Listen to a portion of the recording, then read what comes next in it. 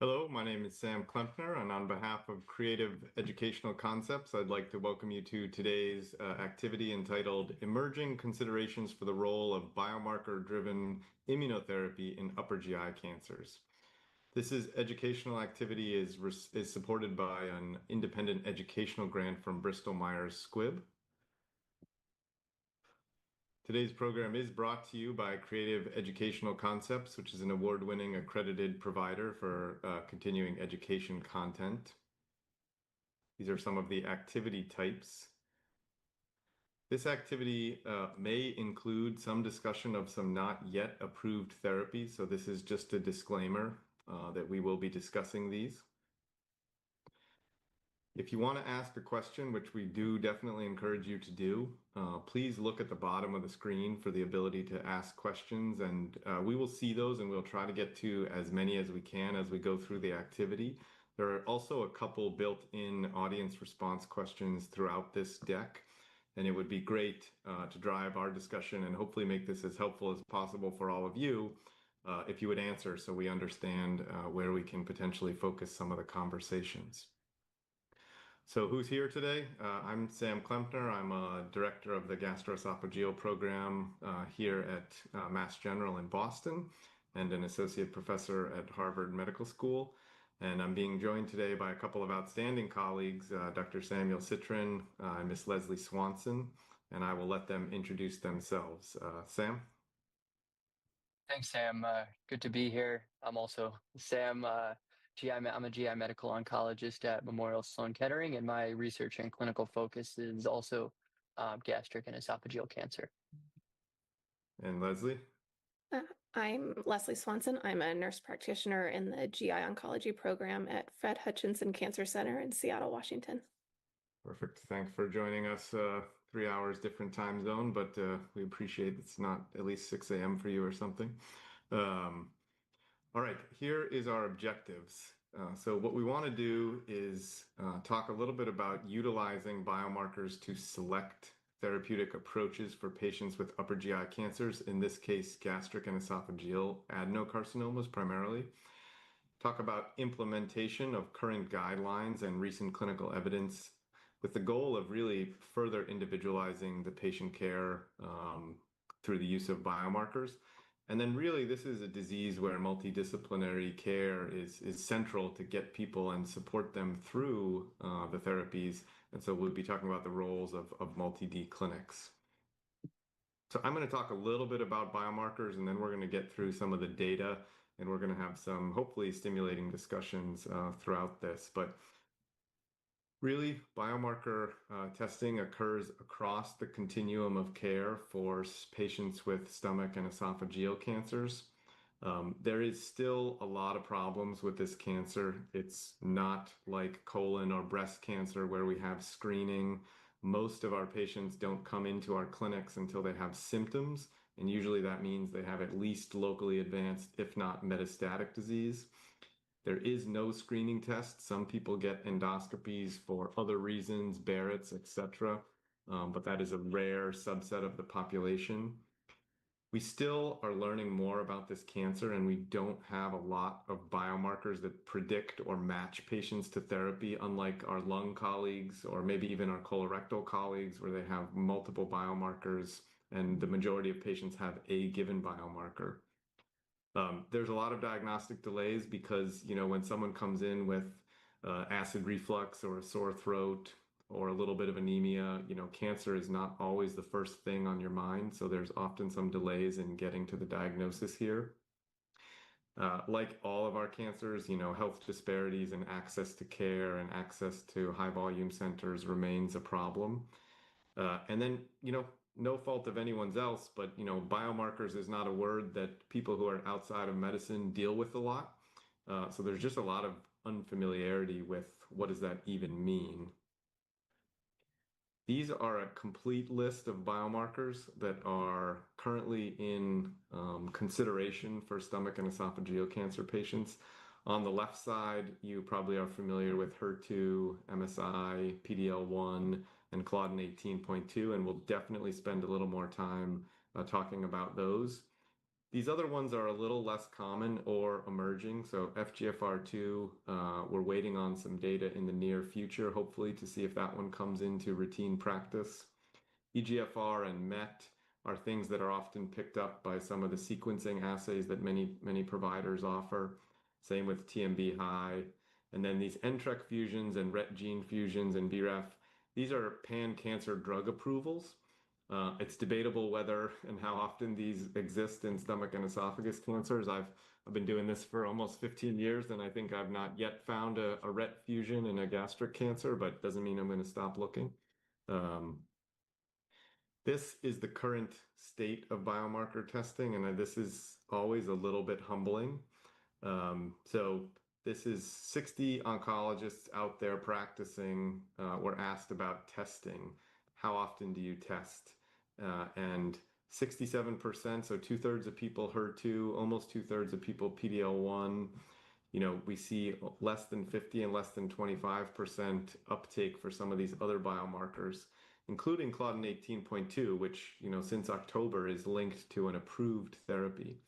And then the providers were asked why. Why is this a problem? And the top challenges were limited tissue, whether they needed these results to just start therapy, and then some unfamiliarity with actually interpreting and applying the test results.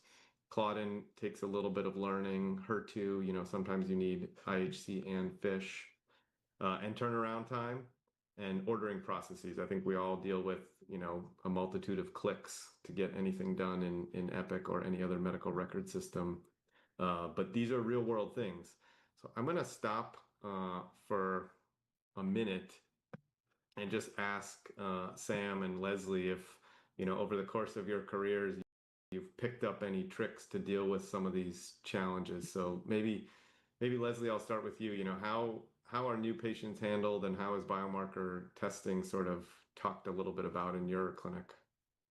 Yeah, so in our clinic, we do have a esogastric multi-D clinic. So new patients come through there, and as part of the nurse navigation process, if they haven't already had molecular testing done, then we do order an in-house panel that includes usually just the kind of initial 4 on that list that you showed.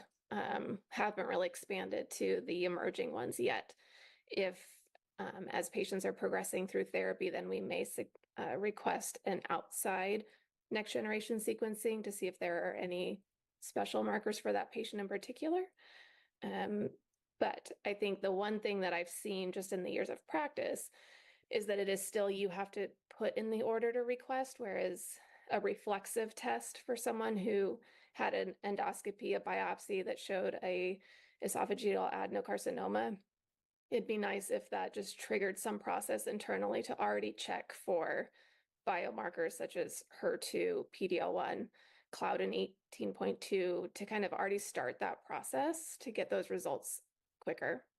Yeah, totally agree. We also have some mix of reflexive and ordering. Sam, what about, you're at a big center, you guys have a high volume of this patient population. Are you, maybe a little different question, how often do people come to you with full biomarker testing results? And how often do you need to get some additional information, and how do you do that?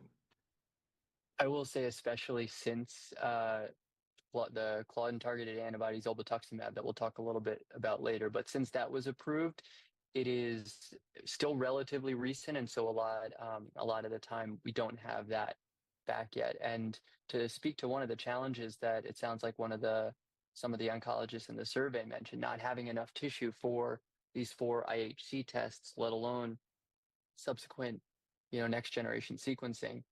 One of the favorable facts, or one of the favorable features about that esophagus and stomach cancer so easily accessible, is we have a very low threshold to repeat endoscopies to get more tissue, to make sure that we have tested for all the standard biomarkers and have enough tissue to stand for next generation sequencing. I agree. I mean, we have basically the same experience. I would say sometimes it's faster to almost repeat the biopsies than try to get outside tissue, especially when we're also looking and considering clinical trials that require Absolutely.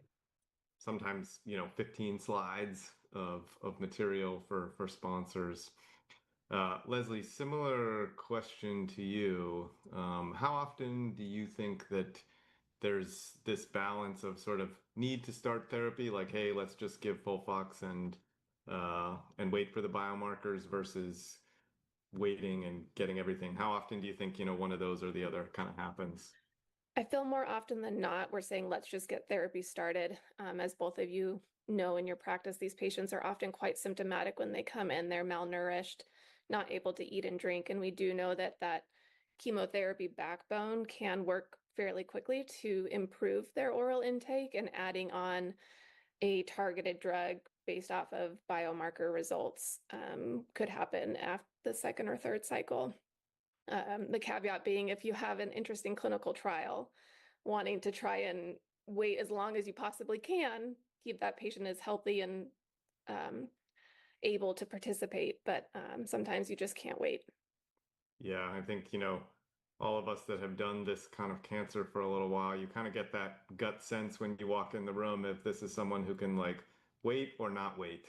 And that's, as you said, the nature of the disease, people coming very symptomatic, already a little bit behind the eight ball.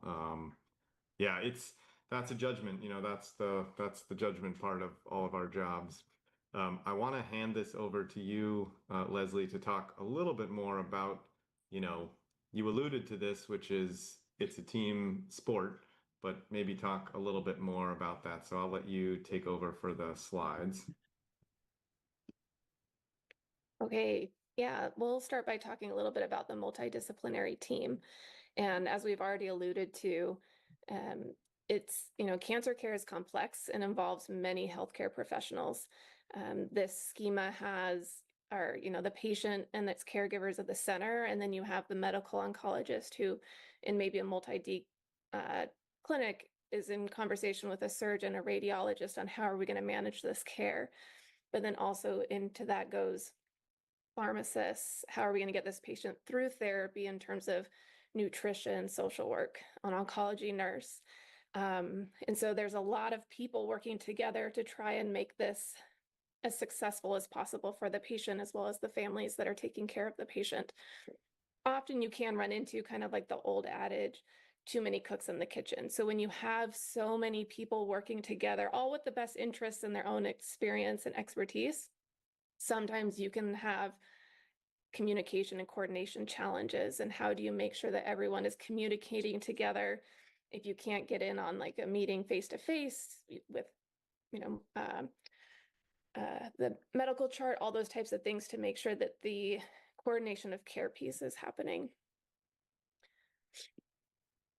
I think the one thing I just wanted to point out that wasn't on here that I think about in terms of multidisciplinary teams, I think can look two different ways. I talked a little bit about how we have our specialty clinic at Fred Hutch with gastric esophageal cancer is kind of a way how patients come through. Often those patients are going to be your locally advanced or early stage that are going to get that multi team approach with radiation and surgery.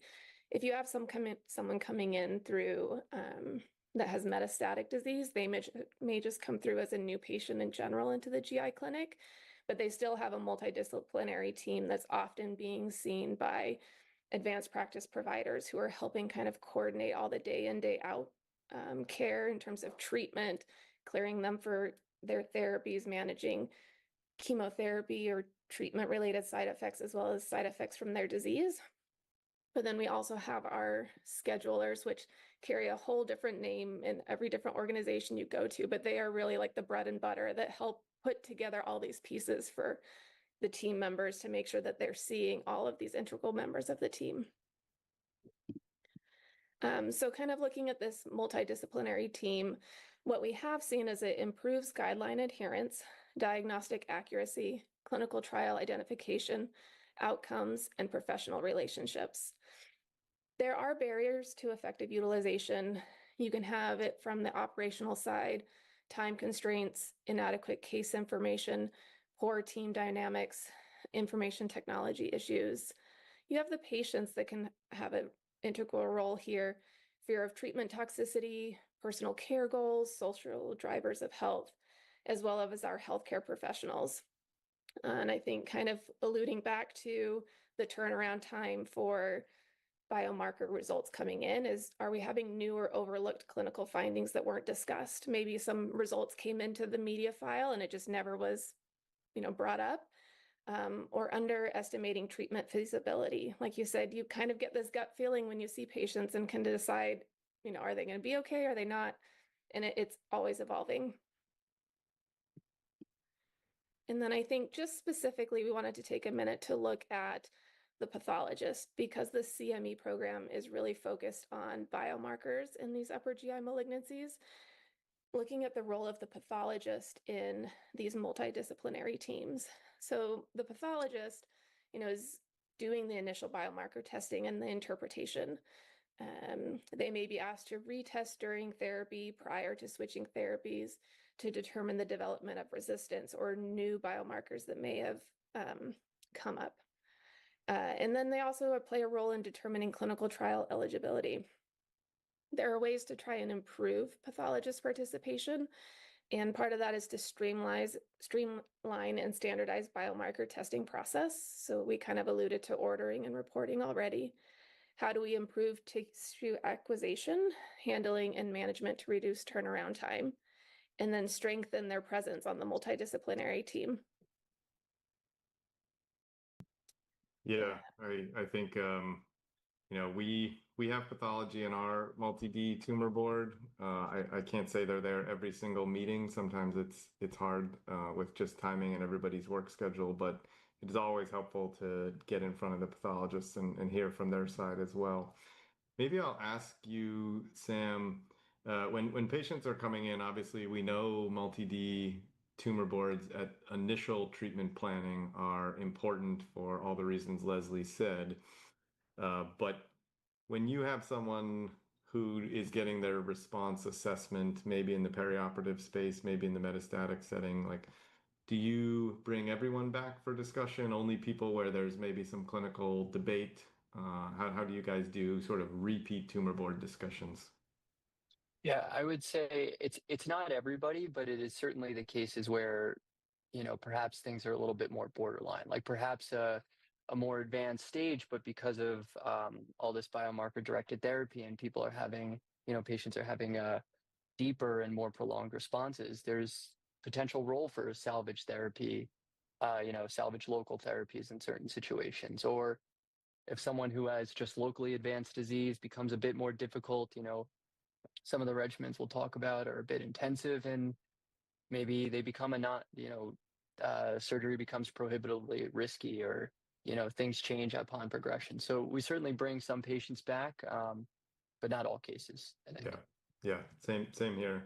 Yeah. And Leslie, sort of twist on that question, let's say someone is getting a biomarker-directed therapy and then it works for 10 months and then they start progressing. How often are you guys discussing sort of repeat biopsies and repeat testing? Is this a common topic? I think it's a common question. I feel like the recommendation is often to retest, right, to see if, because they've developed resistance, have they lost maybe some expression of HER2, or have they gained a new marker that we may be able to target? I will say in practice, I'm not seeing it as often that we do go and rebiopsy. Whether or not that's just clinical performance, maybe they're declining and we start therapy. But I feel like there's still some discordance there in terms of how often we're doing it. Yeah, I agree. We don't have a super standardized procedure that, every person says, hey, this X, Y, and Z happened, therefore you rebiopsy, but definitely a common discussion. And especially as Sam mentioned, trial eligibility, sometimes you have to be HER2 positive for a late line trial. You have to confirm it after trastuzumab or whatever drug exposure. And so I think probably we're all going to need to become more familiar with this because it's going to be part of the future, whether some of that can be accomplished by cell-free DNA for some biomarkers, I think, is possible for some, but unfortunately, many of ours are protein tests. So really can't do it that way. I want to make sure we have enough time to talk about all the data that actually underlies everything we've been talking about. Like, why do we have biomarker testing in the first place? And that's something Sam is going to walk us through. So Sam, I'm going to hand it over to you to talk about these current therapies. Yeah, that sounds great. So let's frame some of the data that we're going to talk about, and just going through a case, starting here. 55-year-old gentleman, has a family, no history of cancer, no history of smoking, initially presented with some abdominal pain, maybe was losing weight intentionally at first, but then became a little bit unintentional, owing primarily to early satiety. So gets imaging done, which shows a gastric mass, some regional adenopathy, gets an endoscopy, biopsy confirms gastric adenocarcinoma. And so, he tells you he wants to be aggressive.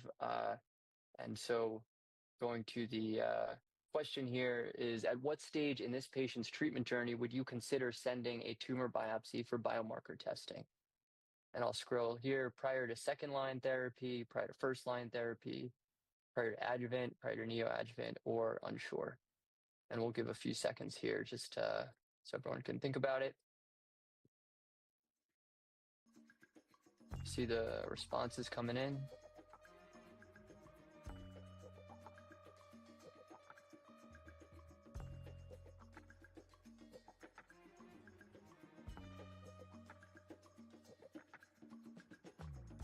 All right, we seem to have plateaued. So let's see.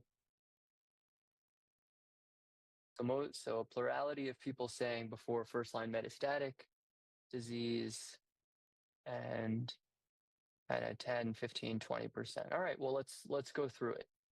So let's talk about some of the drugs here. You'll see these are the non-chemotherapy drugs that are driven based on biomarkers. So at the top, you have the top several. You have the immunotherapies. Durvalumab is a PD-L1 inhibitor. I'll skip ipilimumab for a moment. Nivolumab, pembrolizumab, tislelizumab are all PD-1 inhibitors, which are approved in advanced gastroesophageal adenocarcinoma. Ipilimumab is a CTLA-4 inhibitor, and although we won't talk about it today, is approved in esophageal squamous cell carcinoma in combination with PD-1 with nivolumab. And then you see on the bottom there, trastuzumab and trastuzumab deruxtecan are HER2 targeted agents, which we'll talk about in a little bit, and zolbetuximab, the new kid on the block, so to speak, Claudin targeting naked monoclonal antibody. And so the NCCN guideline does recommend biomarker testing in all clinical settings, including in patients with locally advanced disease, specifically testing for mismatch repair proteins to identify mismatch repair deficiency, which imputes microsatellite instability high tumors, which are very sensitive to checkpoint inhibition and immunotherapy. So we'll talk about that a little bit in just a little bit. And then, of course, HER2 and Claudin testing are approved for advanced and first line and second line metastatic disease. So we talked about this a little bit, but primarily for gastroesophageal junction and gastric adenocarcinoma, which we'll talk about kind of together because they do exist on a spectrum. These four immunohistochemistry tests are standard of care: mismatch repair proteins, PD-L1, HER2, and Claudin 18.2. And then, of course, next generation sequencing can identify some other alterations or copy number alterations, or including ERBB2 amplifications or other biomarkers that can help us understand how to best treat these patients. But I think first it's important to start. Let's go back to the case. This patient was stage 3 locally advanced gastric cancer, and these are the real 3 trials that will guide our decision making for patients with this disease. And I want to start with Matterhorn, which was just presented as an ASCO plenary and published just a few weeks ago in the New England Journal of Medicine. And you see the schema there on the top. So these are patients with locally advanced stage 2 or stage 4A in patients with T4 tumors. And the standard of care arm on the bottom is perioperative FLOT, which for those who are not familiar is 4 cycles of triplet chemotherapy, followed by surgery, followed by 4 cycles of adjuvant chemotherapy, which was established as the standard of care after the ASCO plenary the year before, in 2024, with the ESOPEC trial. And so Matterhorn asked the question, if we add durvalumab, a PD-L1 inhibitor that you saw on the previous slide, in combination with FLOT, will that help cure more people than chemotherapy alone? And so durvalumab with FLOT, and then also a period of durvalumab maintenance at the end. And you see here the event-free survival curves, almost a 8-9% improvement in 2-year event-free survival. So an early and then sustained separation of the curves. And even as you go out further towards 3 years, you see the FLOT arm appears that to level off at about 50%, whereas the durvalumab with FLOT, or I should be saying the DFLOT arm there, seems to level off about 10 to 15% higher. So certainly do seem to be curing more patients. This was very clinically meaningful and statistically significant. And based on this, is the new standard of care for patients with locally advanced disease. And as you can see in the overall survival curves, separate slightly later, as would be expected, but certainly still sustained, 4-6% difference at 2 years there. And although the p-value is 0.025 and the preliminary cutoff for statistical significance was 0.001, which it did not meet at the interim analysis, I will just say that the final p-value for statistical significance is 0.049. But so this right now has changed the standard of care. So you can see that patients are eligible for immunotherapy upfront.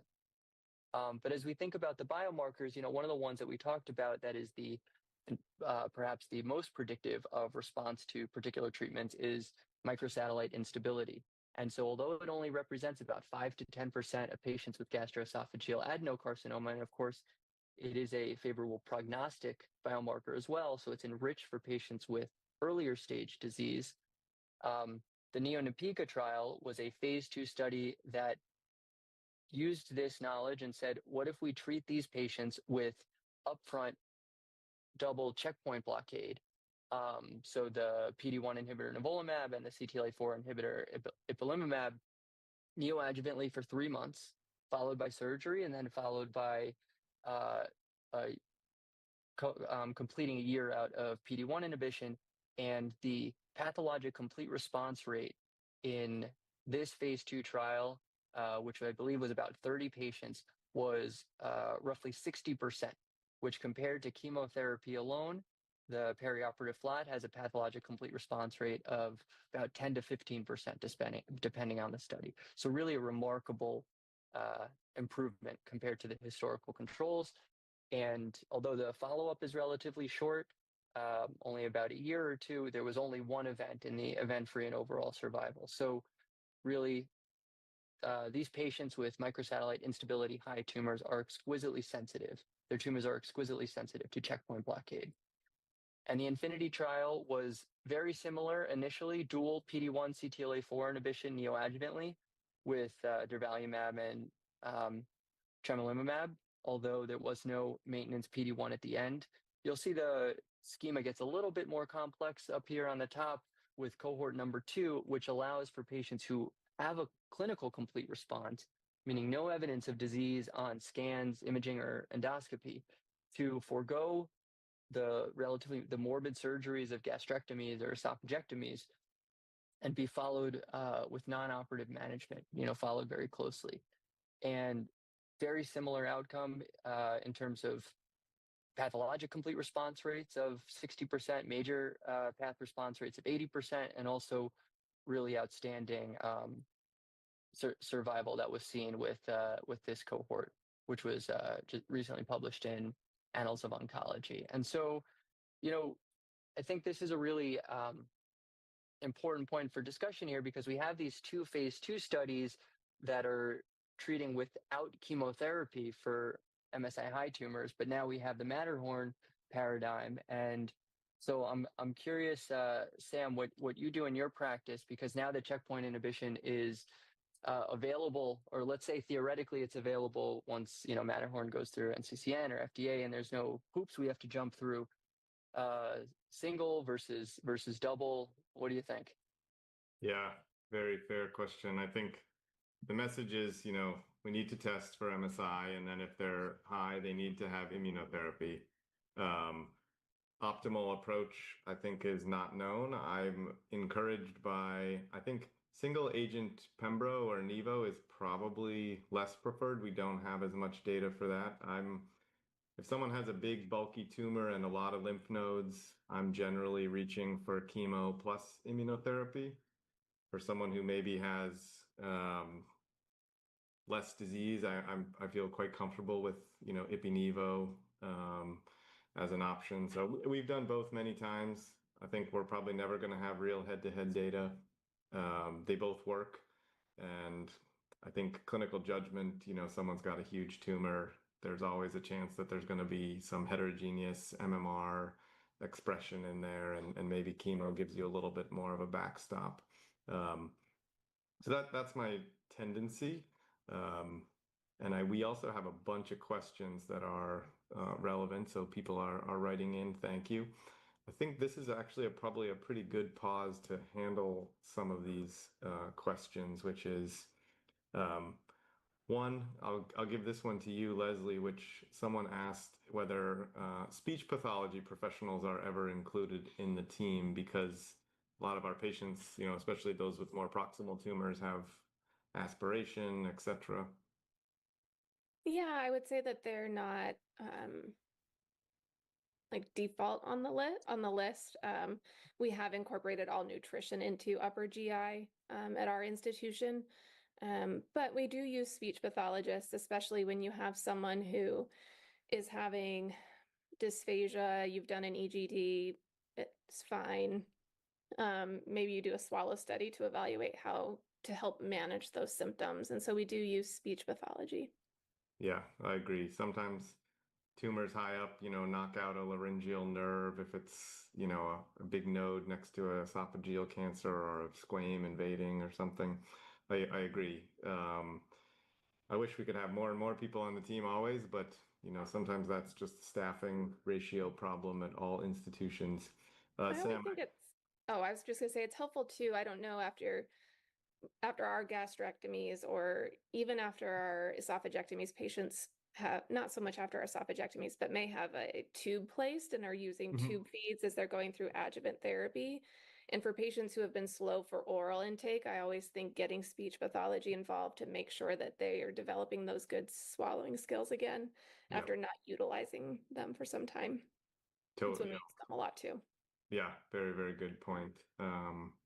Sam, I'm going to bring this to you. A bunch of the questions are about biomarker testing, and we'll save a couple for the metastatic setting discussion. But, you mentioned testing in the non-metastatic patients. And so if you have limited tissue, how do you prioritize? Is sort of there an order of importance? And let's take a stage 3 patient, for example, now. Yeah, good question. To me, the priority is microsatellite instability, mismatch repair, proficiency or deficiency, because that's really going to guide, even though that represents perhaps the smallest slice of the pie, like we said, only 5 to 10%, and perhaps slightly higher than that, or, HER2 or Claudin or PD-L1 positive, but that's really what's going to drive your decision and have the most impactful outcome. So for me, it's microsatellite instability. Yeah, I agree. What about you guys, Leslie, in the sort of non-metastatic setting, if you have to pick one? I think we're still defaulting to PDL1 and HER2. Yeah. Yeah, I think it's different patterns all around. I agree with our institution's a little more closer to Sam. We tend to do MSI as the priority, and then HER2 and PD-L1 and Claudin, and especially depending on the trial portfolio, which comes and goes. And then we'll talk about sort of the metastatic setting in a minute, because some of these are good questions. And Sam, maybe I'll give you this one, which is probably something we're all going to have to deal with a little bit more, which is now that we're going to have perioperative immunotherapy with Matterhorn, we still are not curing enough patients, so many of these patients will recur, and they will have had a total of roughly a year of immunotherapy. Is there any reason to hold off in the neoadjuvant adjuvant setting in favor of the metastatic setting? My answer would be no, because number one, you can see that the curves continue to separate, and so if you're holding off, then there look to be about 10 to 15% of patients who you are not curing that you otherwise could be curing. Now, of course, there's still, 30 to 35, 40% in there who are getting immunotherapy and now not being cured. And even so, there is still the separation of the overall survival curves. But as we get into some of the biomarkers, we see that sometimes you do have to make a choice between a PD-1 inhibitor and perhaps targeting a Claudin with zolbetuximab because they're not yet approved together. So there is still rationale, I think, for giving immunotherapy upfront. Yeah, I completely agree. One, improve the chance of cure, hopefully. And two, if you look as well, not a lot of people recur within 1 year. And so if you think clinically, you gave the person their last dose of durvalumab and then they recurred a year later, would you offer them immunotherapy? My answer is generally yes, only because in the metastatic setting, we have all of this data. I'll fully admit that those metastatic trials did not include patients who, for the most part, ever had prior immunotherapy. So it's a little bit of a gray zone. But I think clinically, we all use some kind of interval from adjuvant to the metastatic setting to decide whether we were going to, re-challenge them with immunotherapy. Same thing happened after Checkmate 577. So maybe it's a good time. I'll ask you, Sam, and then I'll ask you, Leslie, in multi-D discussions, when this kind of topic comes up, do you guys have like a magic number, 6 months, a year, more? I think for immunotherapy, it's a bit longer than it is for chemo. If they got FLOT, how quickly you're going to go back to FOLFOX was maybe 6 months. But with immunotherapy, I agree. My cutoff is about a year. And I think my colleagues tend to be around that area, some a little shorter, some a little longer. Yeah. And you, Leslie? Yeah, I would say about the same for chemotherapy, about 6 months. Immunotherapy, a little bit longer. Yeah, I think very much it's a place where we don't have tons of data, but that seems to be the predominant pattern, I would say, in my experience and also in our colleagues. So I want to make sure we get to all of the topics, and we'll definitely have a few more questions which are good, including some very practical and some very biologic. But Sam, I'm going to let you take over with this unresectable case, bringing us into the metastatic setting, and then we'll come back to more discussion. Yeah, perfect. So in this case, we have a 65-year-old woman, coming in with progressive dysphagia in the background and context of a long history of heartburn. She gets an endoscopy, which shows a partially obstructing tumor at her gastroesophageal junction. She gets a CAT scan, shows very large tumor regional disease. Let's say our surgeons say it's unresectable, or even perhaps there's a distant metastatic lesion. So the tumor's biopsied and HER2 negative, PD-L1 CPS of 4, Claudin negative, and mismatch repair proficient. And I'll just even be a little bit more specific. Let's say HER2, because of course IHC on a scale of 0 to 3, let's say it's 0. And let's say Claudin 5%. So which of the following approaches is likely to provide the greatest clinical benefit? Systemic therapy with FLOT, systemic chemotherapy with an immune checkpoint inhibitor, pembrolizumab with trastuzumab and chemotherapy, nivolumab with ipilimumab, or not sure. Give it a few moments to see responses coming in.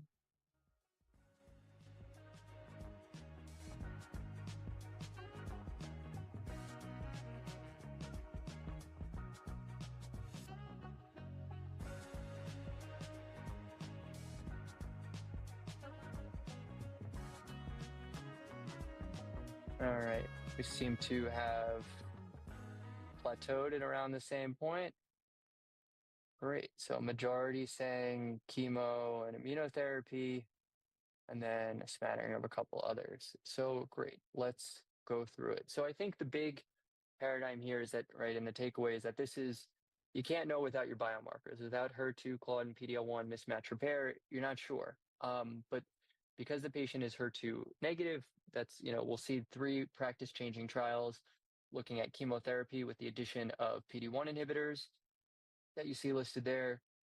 HER2 positive, so in the frontline setting, untreated metastatic disease, KEYNOTE-811, trastuzumab with chemo, with or without pembrolizumab, and then in the second line setting, trastuzumab deruxtecan, the antibody drug conjugate, versus ramucirumab with chemotherapy. And then lastly, we'll talk about Claudin, the GLOW and Spotlight trials, which looked at the addition of zolbetuximab. So, starting here with Checkmate 649, which was the first positive phase 3 study in the first-line metastatic setting in over a decade, was a 3-arm study, but really the focus is that chemotherapy was the control arm. Just as a comment, the middle arm, ipi-nivo, was negative and was closed early. But then the arm that we'll talk about is the addition of PD-1 inhibitor nivolumab with chemotherapy, which improved overall survival in the entire intention to treat cohort. But the outcomes were enriched for patients who were PD-L1 positive, who had PD-L1 positive and PD-L1 high tumors. And so you see PD-L1 positive CPS, just as a quick sidebar for those not familiar, in gastric and esophageal cancer, we use combined positive score, which takes into account PD-L1 expression, not just of the tumor, but the surrounding lymphocytes, distinct from lung, which uses TPS. So positive being CPS of 1, high in this trial being CPS of 5. You see the overall survival numerically slightly larger based on the PD-L1 score, but certainly a significant improvement in overall progression-free survival in the investigational nivolumab arm, and also an improvement in response rates. And KEYNOTE-859, very similar design. Won't go into all the very minor distinctions, but pembrolizumab instead of nivolumab, given once every 3 weeks, so slightly different. But you see here again, 1 year and 2 year overall survival, and again the benefit is enriched in patients with PD-L1 positive tumors and PD-L1 high tumors. In this case, PD-L1 high cutoff was a CPS of 10, slightly bigger gap, greater improvement in median overall survival and better hazard ratio. This is the progression-free survival. I won't belabor the point too much here so that we have some time to get through everything in the questions. And lastly, rationale 305 with tislelizumab. The main distinction here is that it used TAP, tumor area positivity, which is, hopefully there are no pathologists who will kill me for this distinction, but essentially eyeballing it instead of counting, individual cells, but still the same idea. And so based on these 3 trials, one which reinforced the other, PD-1 plus chemotherapy is standard for patients with HER2 negative gastric and esophageal cancer. Which now brings us very nicely into, well, what if let's take the same case, 60-year-old woman, gastroesophageal, distal esophagus, proximal gastric tumor that is HER2 IHC of 3+, right? So that's considered HER2 positive, 3+, or 2+ with FISH confirming amplification. These patients, the standard of care was trastuzumab with chemotherapy, trastuzumab being the HER2 directed monoclonal antibody. And the investigational arm had the addition of PD-1 inhibitor pembrolizumab. And you can see initially improvement in progression-free survival, and then later published in New England Journal, the overall survival, an improvement in median overall survival, 20 to about 16 months, hazard ratio of 0.7. And so that is now considered standard of care, PD-1 pembrolizumab with trastuzumab and chemotherapy for patients with HER2 positive advanced disease. So locally advanced, unresectable, or metastatic. But let's say, unfortunately, a majority of these patients, even though they do better than they have previously done, still do progress. And as we talked about, there's real importance to rebiopsying because one of the mechanisms of resistance to trastuzumab is loss of HER2 expression. So certainly regetting a biopsy to determine whether or not they retain HER2 positivity is critical. Destiny Gastric 04 was a randomized phase 3 study that was also just presented at ASCO and published in New England Journal that demonstrated that trastuzumab deruxtecan improved overall survival compared to the previous standard, which was ramucirumab and paclitaxel chemotherapy. So trastuzumab deruxtecan is an antibody drug conjugate, and one of the important distinctions with this compared to some of the other antibody drug conjugates that folks may be familiar with from the breast cancer world is that it has a higher drug to antibody ratio and a cleavable linker so that it really, once it gets in the cell, is able to have a remarkable bystander effect because one of the mechanisms of resistance in this disease is heterogeneity. So nearby cells may be HER2 negative or still effectively treated with trastuzumab deruxtecan. And here you see the progression-free survival curves. So this is second line, so still, of course, we have a lot of room to improve, but certainly a new standard for patients with HER2 positive disease. Shifting lastly here, and then we'll be able to get to some of the questions and some more discussion, is Claudin. And so Claudin is a tight junction protein that's expressed on normal stomach cells, but through the process of carcinogenesis becomes expressed on the surface of stomach cancer. And I just highlight this distinction, distinct from HER2, which is really driving the process. And so zolbetuximab is a monoclonal antibody targeting Claudin, and both the Spotlight and GLOW studies evaluated zolbetuximab with a fluoropyrimidine and platinum doublet, FOLFOX or CAPOX. I think we all have pretty clear preferences on on the doublet we might prefer, but showed an improvement in progression-free and overall survival. Now, Claudin positivity in these studies was based on a Claudin expression of 75% or higher. And so the patient that we saw earlier, Claudin of only 5% or 10% would be considered negative. So it has to be 75% or higher to qualify for getting zolbetuximab. And of note, there is some overlap between patients who are PD-L1 positive and Claudin positive. And that's, I'm sure, one of the things that comes up in the questions anytime we have these sort of discussions. And we see here the overall survival curves, both GLOW and Spotlight, slightly different patient populations. So you see the medians are slightly different, but the hazard ratio is very similar in both groups. So just to summarize, because I know that was a pretty quick tour through just the last few years of all the practice-changing studies. So immunotherapy is now standard for patients with HER2 negative disease, the addition of PD-1 inhibitors with chemotherapy. For patients with HER2 positive untreated disease, it's trastuzumab with pembrolizumab, and chemo was superior to chemo alone. And then upon progression, trastuzumab deruxtecan is the standard. And of course now Claudin. So this really just drives home the importance that beyond chemo, you need these biomarkers to be able to help guide what the treatment decision is and what works best for our patients. So yes. I think that the questions are getting to the two extreme scenarios that you hinted at. So maybe I'll start with you, Sam, for this one, and then I'll come to Leslie. So, it's a decreasing proportion of patients, but there are still people who have none of these biomarkers. So what do you do? I mean, do you give triplet chemotherapy like we saw with this GAST-FOX trial, or do you give FOLFOX? How do you handle the people who are completely negative for everything? yeah, it is. I agree. It's a rare scenario, and will also acknowledge that I'm quite spoiled that we often have a clinical trial trying to fit this, our triple negative version.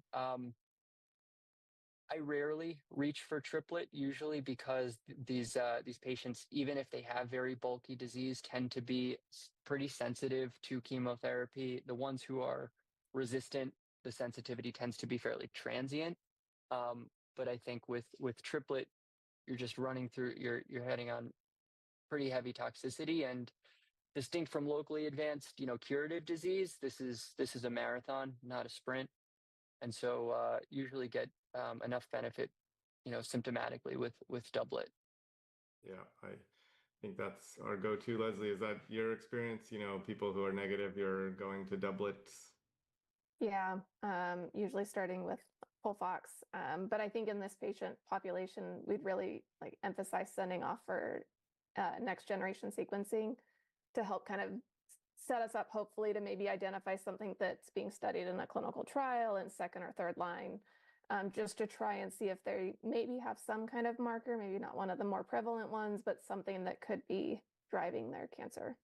Yeah, certainly an unmet need in our world of trying to find what does work for these patients. I think this is an active area of investigation, whether that's a PD-1 plus VEGF kind of combination thinking or totally novel targets. A lot of times in my experience, these are like the diffuse type gastric patients who are more likely to have none of this, or sometimes they just don't have enough tissue to feel confident that you have all the testing.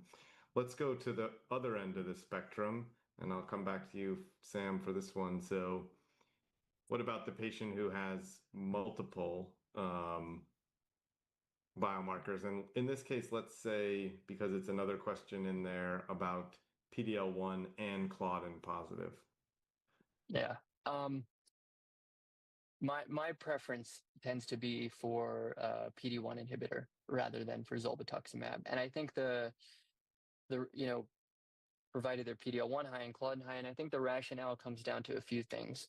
Number one, the side effect profile with PD-1 inhibitors tends to be more favorable. Zolbetuximab, you have these long infusion times. It's really harsh nausea and, issues with gastritis. And so PD-1 tends to be better tolerated. Number two is that there's an improvement in response rates. So there's deeper tumor regression, which for me, more than a surrogate for survival, is really a surrogate for symptomatic improvement in quality of life. And in the GLOW and Spotlight trial, zolbetuximab, although it improved progression-free and overall survival, it didn't improve overall response rates. And I think lastly is there's a tail on the PD-1 curves, Checkmate 649, Keynote 859 with PD-1 inhibitors. So immunotherapy is meaningfully improving the 3, 4, 5-year overall survival rates that obviously Spotlight and GLOW are a bit early, or a bit recent, so we don't have that yet. But I think those three taken together, my preference is for a PD-1 inhibitor.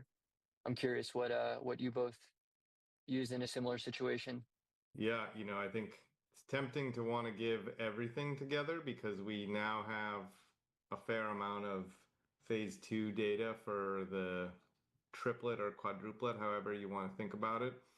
And if I had to guess, I think that if you ask me the same question 3 to 5 years from now, the answer will be FOLFOX Zolbe plus Pembro, or FOLFOX Claudin plus PD-1, just like it's going to be maybe FOLFOX plus FGFR2 plus PD-1. I think leveraging both of the advantages of target and immune therapies, and maybe even some cooperativity between the two, is probably a big part of the future. You mentioned nausea and vomiting, so I'm going to come to you, Leslie. Obviously, this is a newer drug. A lot of people don't have tons of experience with it yet, but any tips and tricks about the nausea and vomiting? Yeah, and I think it kind of touches the question of how does this data translate into real world practice, because it is very challenging to give zolbetuximab in the clinic because of the infusion related reactions. It's a long infusion, and plus then you have to add FOLFOX onto it. And we know that nausea and vomiting is one of the most feared side effects for patients. And so how do we, one, get them through the therapy and keep them on therapy? The biggest recommendations are to use a high emetic potential or antiemetic regimen. So, at least a triplet regimen for prevention with your NK1 inhibitor, your 5-HT3 plus Dex. And then, supportive medications throughout the infusion. And that support could look different ways. You're giving either additional antiemetics you haven't given, maybe you're stopping the infusion until symptoms resolve, and then restarting at a slower rate, and then slowly titrating up if they're tolerating. And then always thinking about how are you escalating any interventions going into subsequent infusions. There are a lot of recommendations on just the infusion rate itself, starting slow and titrating. The key point with zolbetuximab is the nausea and vomiting incidence does go down with subsequent infusions. So really trying to get through those first couple, and then hopefully the patient doesn't have as much nausea, vomiting, but then you've also kind of fine-tuned their regimen that's going to work best for them. Yeah, I think I'll tell you my own 2 cents because I know we're running towards the end of time, but it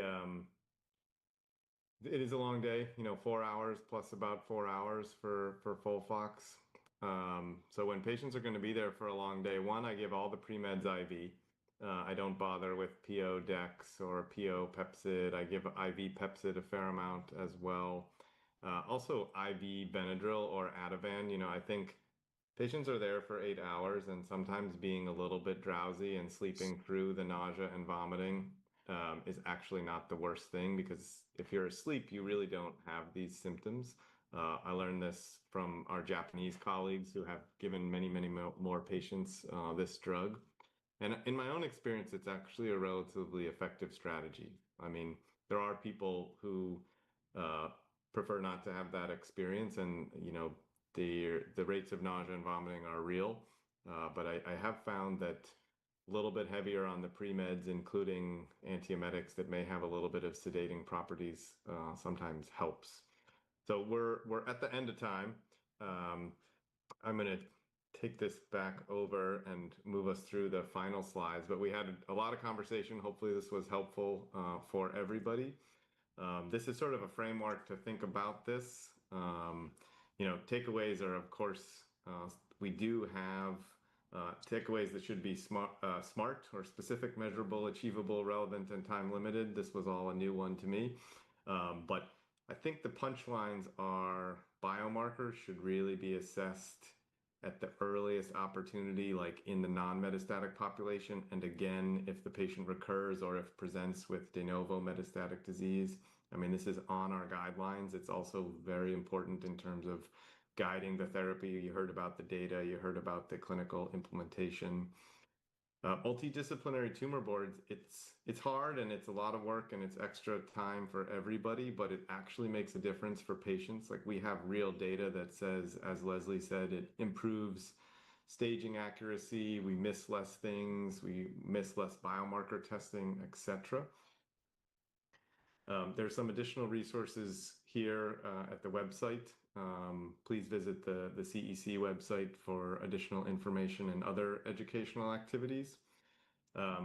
There is this credit for you all, so thank you for coming and taking time out of your afternoon or evening. If you registered, you can get credit here. Just have to complete this post-test evaluation online and then just request the credit. There's 2 types of credit, which are listed here. And then finally, I would like to thank Sam and Leslie for joining and taking their time and being great discussants. And take care, and thanks for all the work that everybody's doing out there on behalf of all of our patients. Hopefully some of this will translate ultimately to better outcomes for all of our patients. So that's it for today, and hope to see you at a future program. Great to be here. Thanks so much. Thank you.